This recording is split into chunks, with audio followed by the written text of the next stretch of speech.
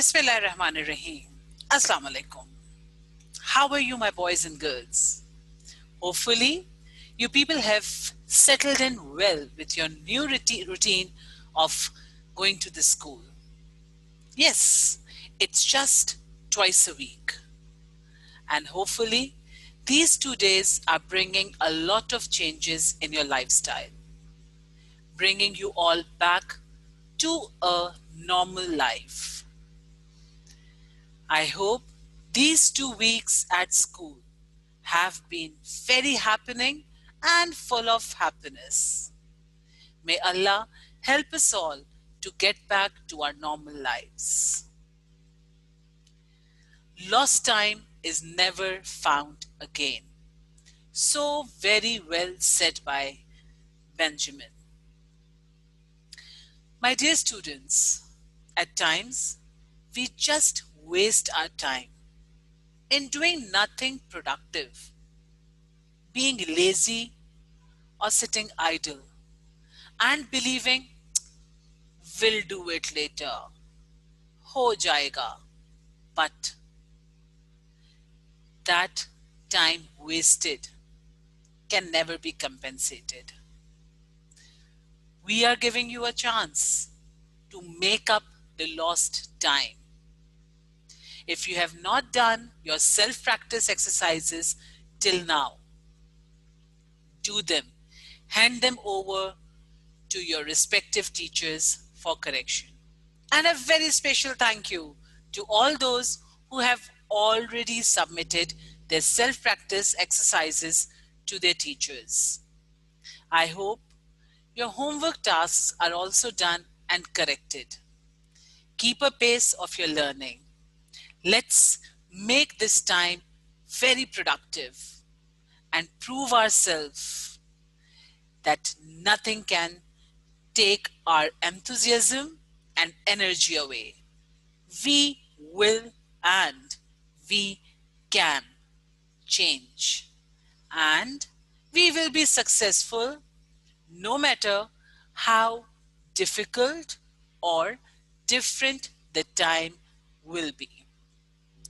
Let's move on. I'm sure you all are sitting with your pens, pencils, books, and booklets, and will be noting down your pointers. So what we did in the last class, we learned about the irrigated plantation. We learned how important they are. These irrigated plantations are man-made. They are placed, they are grown near the river so that water can easily be given to them. They are mostly found in the upper and lower Indus Plain, in Hyderabad and Guddu Barrage. We also learned that all that plantation which we see at the roadside or in the parks and gardens in our school grounds are also categorized as irrigated plantation. We also learned that these irrigated plantations contribute in making the covered area of forest, which is ideally should be 30% of the land of a country. And I hope you all remember that how much is Pakistan covered with? So, in your chat box, in your comment box of Google Classroom, do write it down that what percentage of land is covered with forest in Pakistan. Moving on. Topic of the day. In fact, today we have topics of the day. Small topics, easy to understand.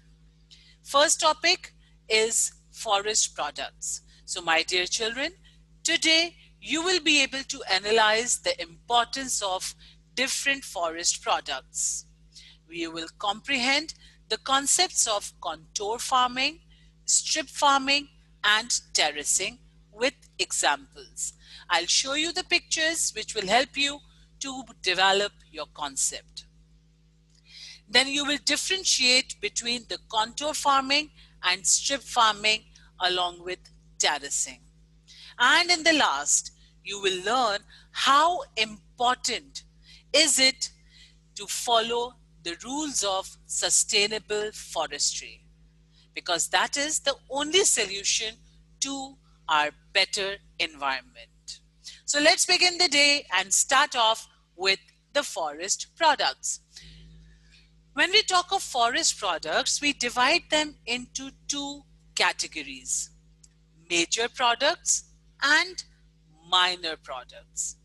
Major products include timber and fuel wood.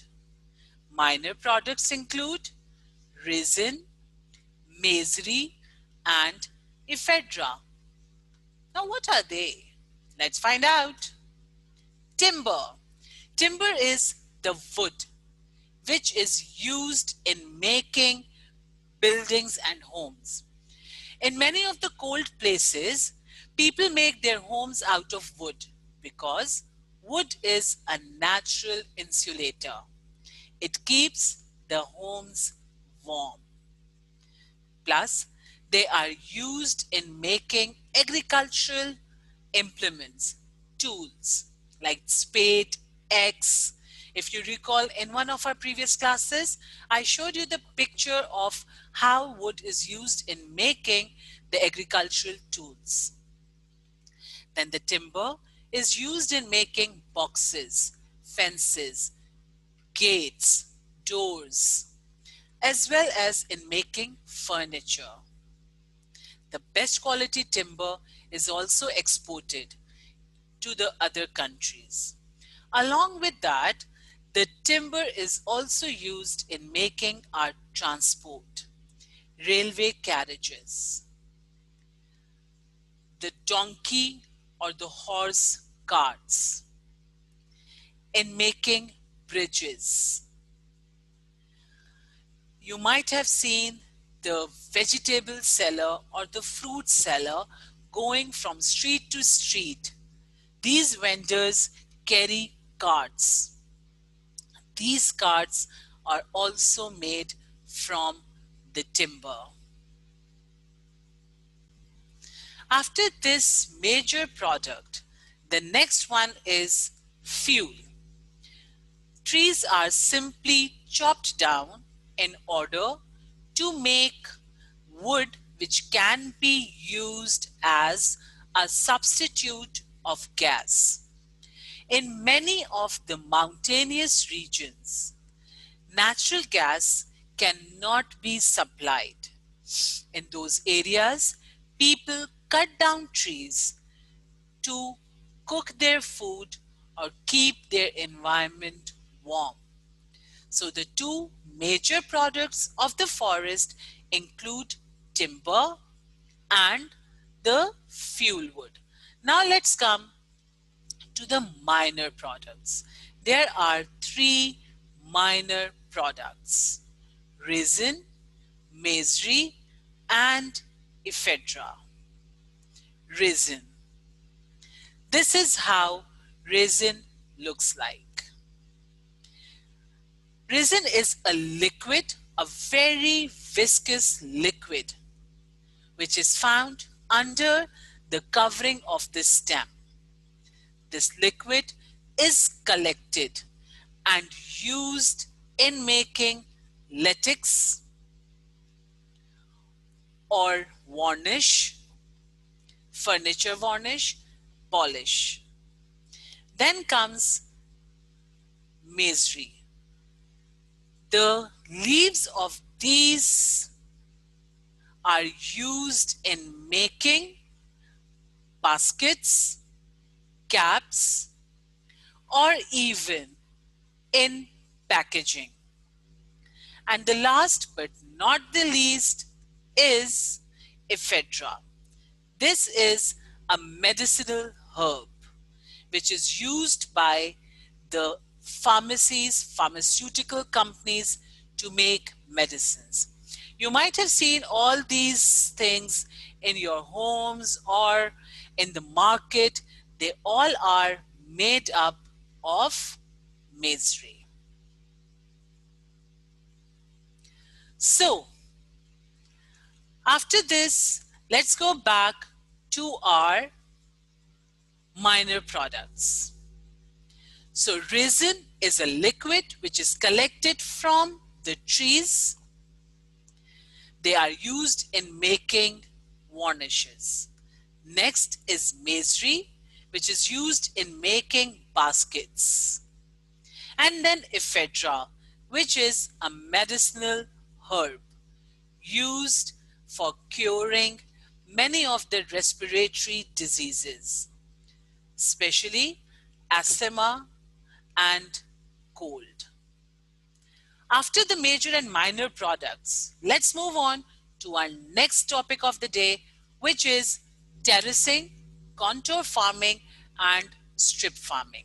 Well, these are different types of farmings which take place on the mountains or even on the flatland. These steps, these methods help us to increase the forested area of a country.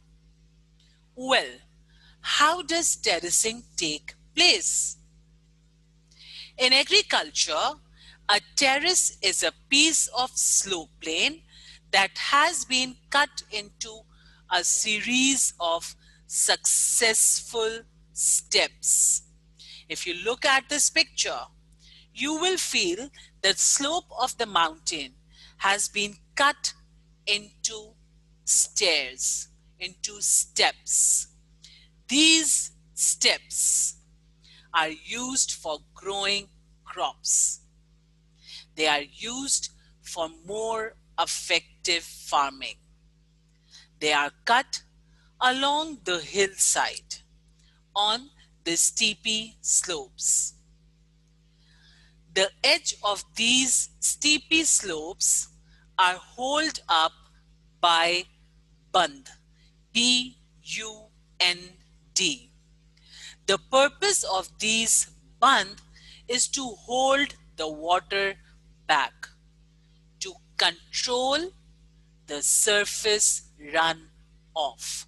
So terracing is to cut the hilly slopes into descending platforms, which resembles steps or stairs.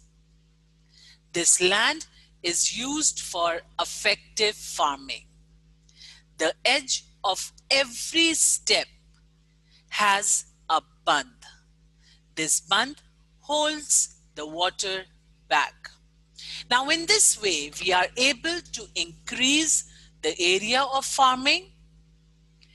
We control the soil erosion and surface runoff, as well as in these stairs or steps, we can grow crops which require a lot of water, particularly rice. So terracing is one of the ways of increasing our forested area. After terracing comes contour plowing and strip farming. Contour plowing is a method of growing crops following the elevation of the mountain according to its horizontal path. In this way, they form the horizontal paths and grow crops on them. These horizontal paths are called contour lines. They show the high and low parts of the mountain. Keeping these depressions, uneven surfaces in mind, the farmers plan their crops accordingly. These contour lines create a water break, which reduces the formation of ditches. Now, as the ditches are canals. In canals, the water may store. And as these contour lines are made according to the horizontal path, the surface runoff can also be controlled. Second method is strip farming. In strip farming, some farmers may use the same piece of land for growing different crops. The smaller crops can be grown in the shade of bigger crops. In this method, the bigger crops act as wind breakers. If the small crops are grown on an open surface, due to the fast blowing wind, these crops can be damaged. So, the huge trees or the tall trees or the taller crops may act as the windbreaker and secure the smaller crops.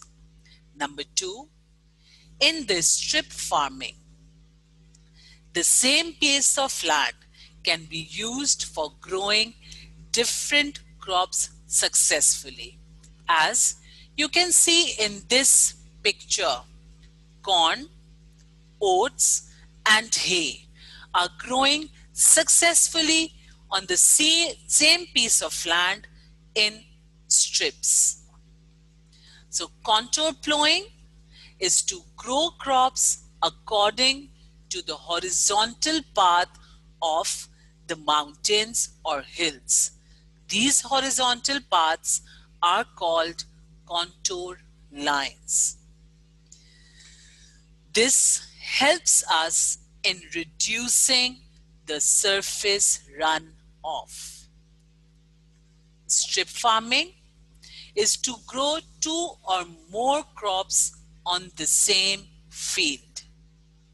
Sometimes one crop may grow under the shelter of another taller crop. This is done for the sake of protection against fast blowing wind. I hope these 3 concepts are clear: terracing, contour plowing, and strip farming. Now, if we look back at contour plowing, terracing, and strip farming, if we compare them, first, let's look at the similarity between the 3 methods. They increase the farming area. Contour plowing and the terracing can be done according to the horizontal paths of the mountains. Contour plowing and terracing may hold the water back and help us in growing those crops which require a lot of water. While in strip farming, the same piece of land can be used for growing 2 or more crops successfully at the same time. Let's move on to our next topic of the day, which is sustainable forestry. Let's first discuss the word sustainable. I hope you all are noting it down. When we use the word sustainable, always remember, this is to carry out any action in such a way that, number 1, it does not harm the environment. And number 2, the resource may remain available for coming generations, for next several years. I repeat, When we use the word sustainable, always remember it refers to any idea which is to be carried out without harming the environment, and the resource should be remained available for next several years. So sustainable forestry is to use forest in such a way that the trees may not go extinct, that is, they may not finish, and the environment should also remain healthy. The resources should be conserved. Now, how can this be done? Because we all know the fact that wood is a very important resource and we cannot survive without it. So what methods should be adapted in order to continue the availability of the wood and the environment also remains healthy? Let's look at the ways which can help us in following or carrying out sustainable forestry. Number one, community forestry.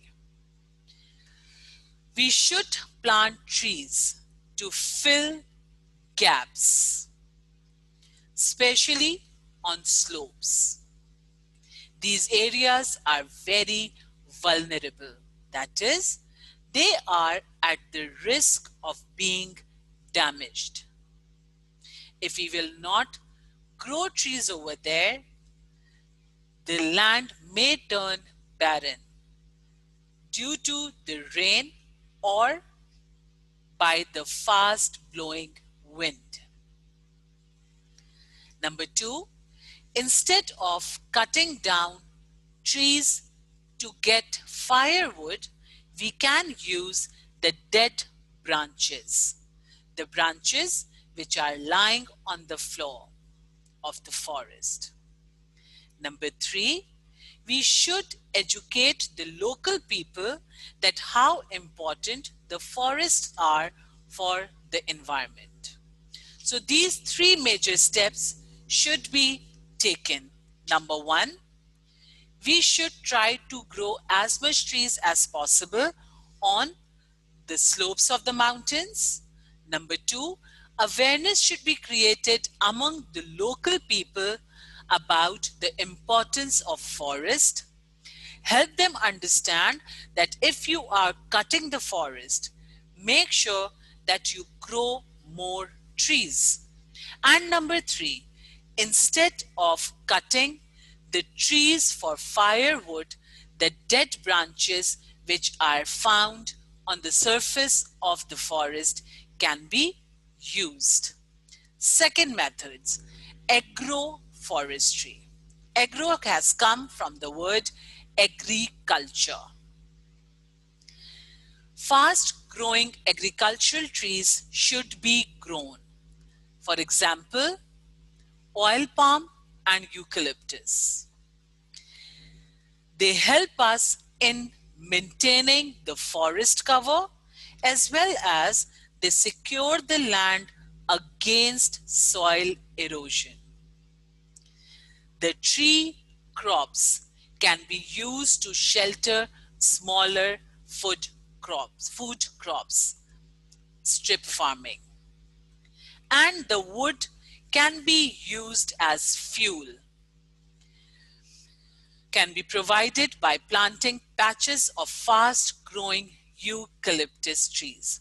So in agroforestry, we should more focus on the fast-growing trees which can grow quickly and give us quick results. And for strip farming also, these trees can be used. The third method is harvesting hardwood. My dear students, this is very important to remember. Selective logging should replace random cutting. Random cutting is an idea of clearing the land irrespective of what type of tree is needed. Selected trees should be chopped. Selective trees should be chopped so that every tree may not be deforested. Taking out only mature trees and leaving the rest to grow to full size. Small trees or young trees should not be chopped. Keep forest clearances small so that rapid regeneration is possible. Before cutting down the trees in the forest, areas should be demarcated, and the deforestation should take place in a selected area, while the other areas should be left in order to grow properly. So let's quickly rewind the learning of the day. We learned that timber is used in constructing buildings, furniture, making boxes, and agricultural implements.